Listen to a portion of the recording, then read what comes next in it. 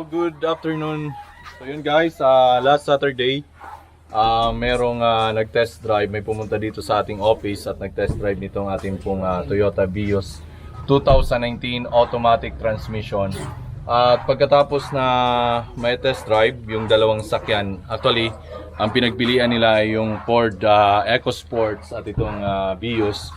So pagkatapos ng test drive, ay nakapag-desisyon sila na ito na lang ang pipiliin nila. So, gusto na nilang bayaran nung Saturday, kaya lang sabi natin, bago natin sa kanila i-release, ay lilinisin muna natin, pagagandahin natin kung ano pa yung mga nakita na kailangang iayos, ay ayusin. So, ngayon ay Monday na, naka-ready na ang unit, pati ang big boss natin, tingnan nyo po. Siya po ang punong abala sa paglilinis nito. Dahil yung mga boys natin, nandyan sila, nagpapahinga sila, pagod na pagod sila, 10 unit na ang kanilang nilinis ngayong araw. So, hinihintay na lang natin yung buyer para bayaran ito. At dito sa Bicol Auto Search talaga masasabi natin na bago natin i-release yung unit, kailangan na walang masasabi yung client natin, kundi positibo lang, hindi positibo sa COVID, kundi positibo na comment, positibo na review sa atin. Dahil yun ang iniingatan natin. Di bale, kaunti lang ang ating profit sa bawat unit. Pero ang mahalaga sa atin, yung pangalan na naitatag natin na Bicol Auto Search ay mapangalagaan natin. At sa pagdating ng mahabang panahon, makilala tayo sa hindi lang dito sa Sorsogon, sa buong Bicol, sa buong Pilipinas at sa buong mundo. So yun. Abangan nyo guys kung paano mangyari yung bayaran nito.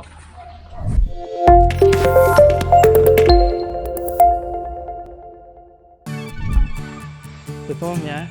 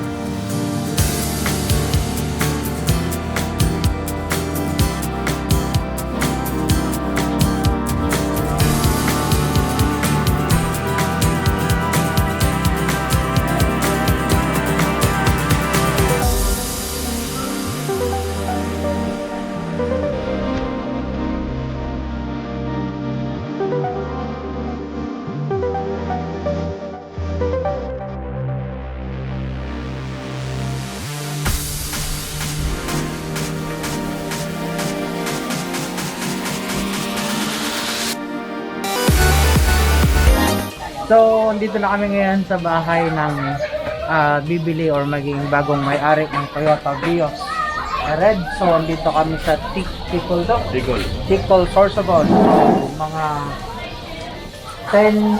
15 to 20 kilometers away from the city.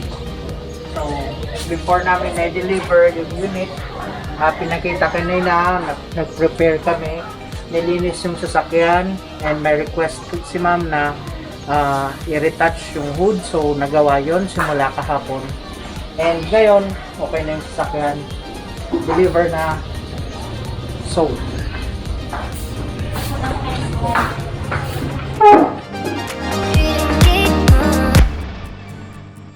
Pero dito din na magbilang.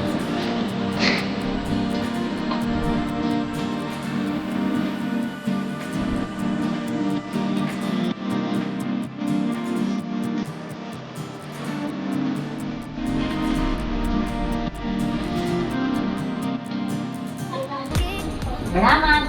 Thank you very much. Thank you ma'am. Salamat po nun. Pwede na po Maka-practice na. Salamat. Opo.